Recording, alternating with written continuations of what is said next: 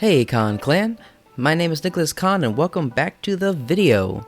Today we're doing something a little bit different than a Let's Play. We are going to be reacting to some footage of a new upcoming game.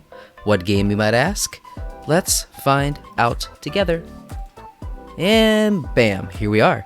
Dragon Ball The Breakers official game system overview trailer. I am a big fan of Dragon Ball Z, Dragon Ball Super. I like anime and this game looks interesting. Now this is not the trailer for the game. If you want to watch the original trailer, I will put that in a link in the description, so go ahead and check that out. But this is a little bit of an overview of the gameplay, so we're going to watch it, we're going to comment on it, and then we're going to break it down. So without further ado, let's get into it. Dragon Ball The Breakers Game system trailer. Dragon The Ball screen shown The is under Breakers development. is an online asymmetrical action game about one of the most vicious antagonists from Dragon Ball against 7 ordinary citizens without superpowers. So that seems cool. In the game, the vicious antagonist is called a Raider, and the ordinary citizens as survivors. Okay. Survivors of this game are from a group of ordinary citizens who do not have superpowers like Goku.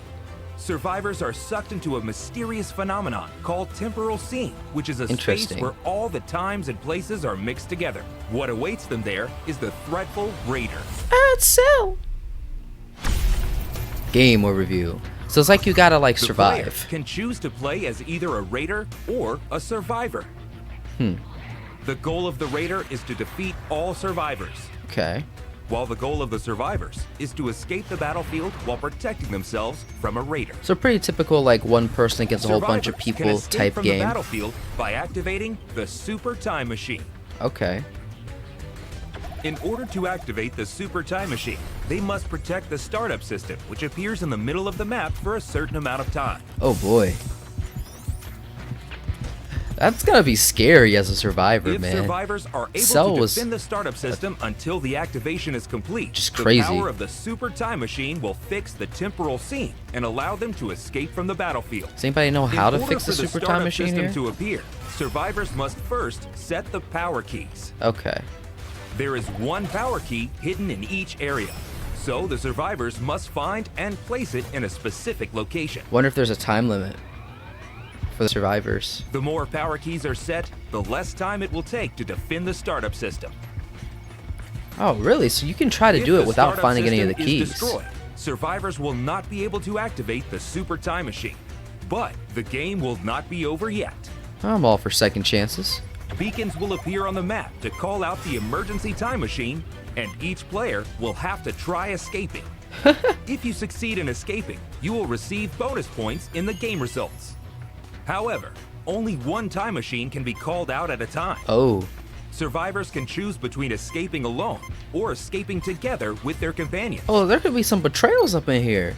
If the Raider destroys the time machine even once, survivors will not be able to call out the time machine again.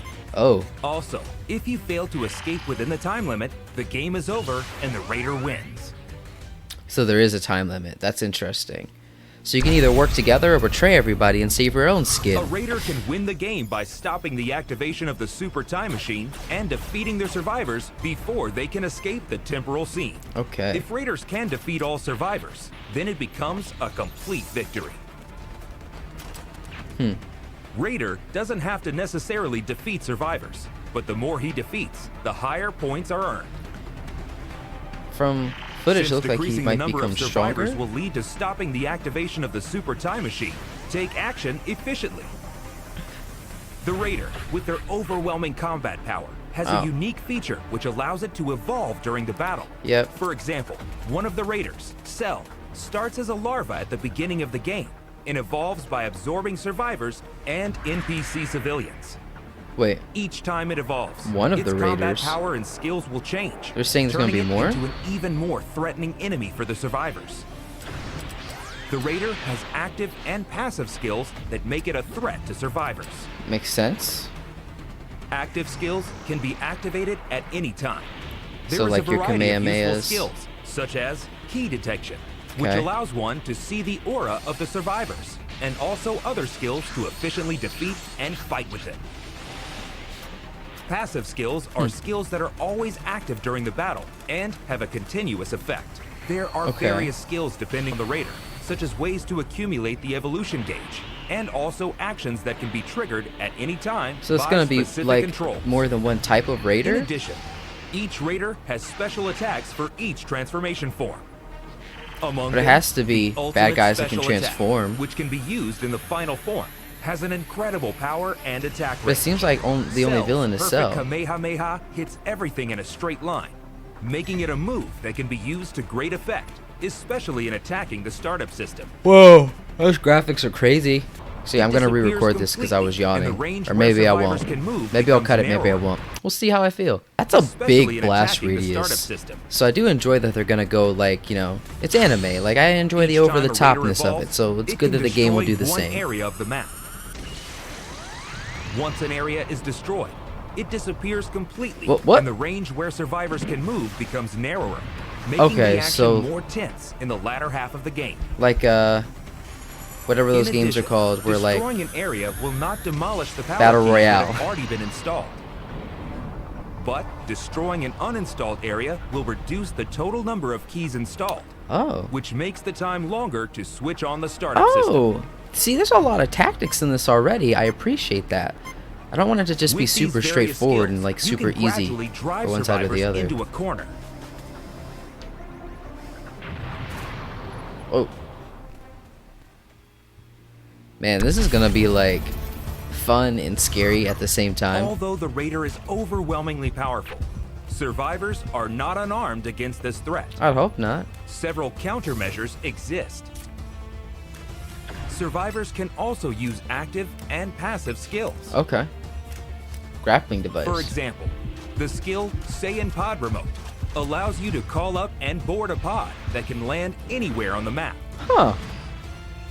However, be careful because it takes a while to call out the pod, and also you will get damaged when the pod falls on your head. As another example, the skill Change can be used to deceive the raider's eyes by changing into random objects on the map. Yep, just like Oolong. However, you need to be careful as well, as it can sometimes turn into something completely unexpected. Yeah, that Unless would give you use away. these skills to your advantage, it will be difficult to escape the powerful raider. Yeah. Dragon Okay. Change is one of the few ways that survivors can use their power against the raider. Dragon change? Survivors can equip up to 3 Transpheres, a sphere that contains the souls of super warriors.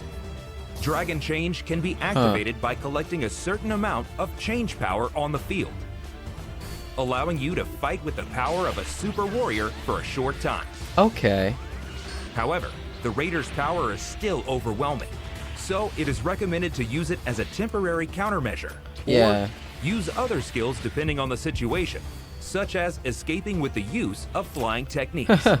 Transpheres can be set in a spot of level 1, 2, and 3. The higher the level, the stronger the skill will be. But on the other hand, more change power will be consumed. Wow, it seems like there's a lot of depth in The this. form of the raider that you can fight against is determined by the change level. When you fight, make your Okay. decision based on the power balance between you and the opponent.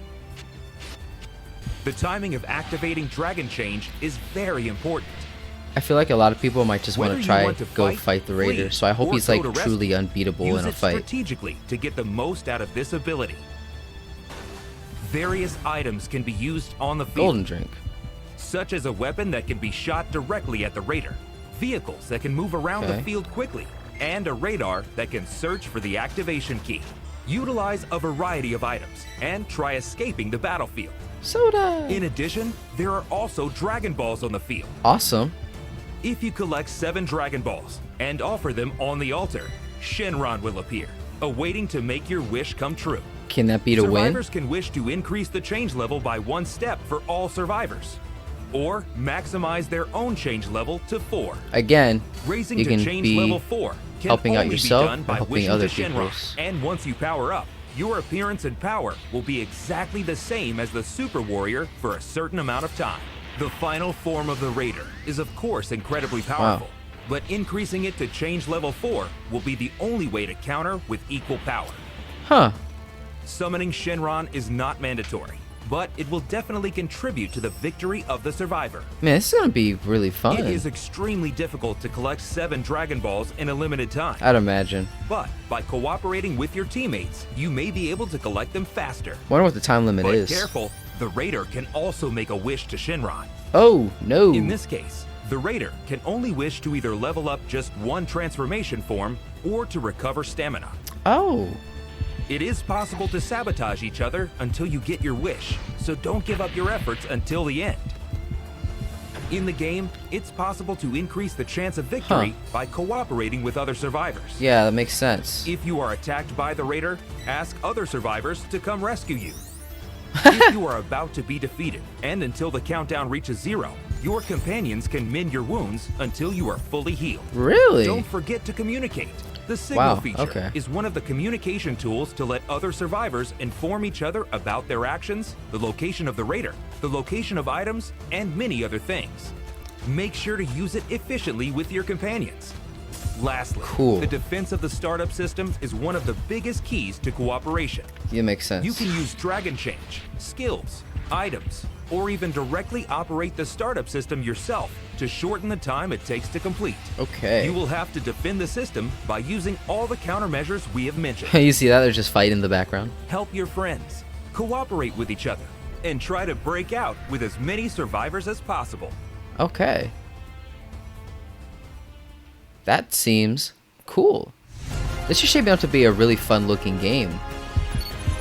Especially if Raider like versus survivors. there's a good Raider and good Experience survivors. The overwhelming power difference in strength, and prepare to enjoy the ultimate asymmetrical battle action in Dragon Ball: The Breakers.